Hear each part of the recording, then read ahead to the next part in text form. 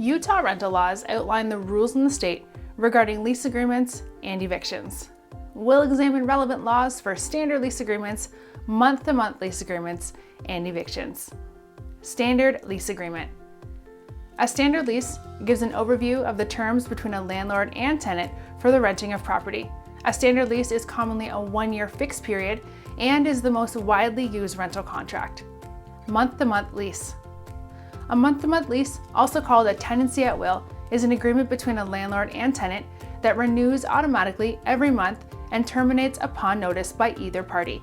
In Utah, notice must be provided by either party a minimum of 15 days prior to termination as required by law. Required disclosures. In Utah, the following disclosure is required to be included as part of the lease. Move-in checklist. The landlord must give the tenant a checklist of the current conditions of the premises before the agreement is signed. The tenant should be permitted reasonable time to conduct their own inspection of the property and report back to the landlord. Landlord access. In Utah, landlords are required to provide 24 hours notice before entering the property for repairs or other non-emergency reasons. Security deposit laws.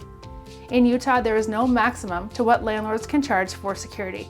The money must be returned to the tenant within 30 days of the lease termination date. Eviction laws.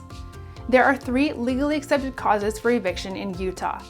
3-day notice to quit illegal activity. If the tenant is engaging in illegal activity on the property, the landlord can issue a 3-day notice to quit, which gives the tenant 3 days to vacate with no option to cure the violation.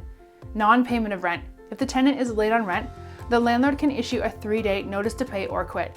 This gives the tenant 3 days to pay the rent in full, along with any penalties, or vacate the premises. If they do neither, the landlord may be forced to seek an eviction from the court. Non-compliance. If the tenant breaks any portion of the lease other than late rent, the landlord may give the tenant 3 days to comply with the lease or vacate the property.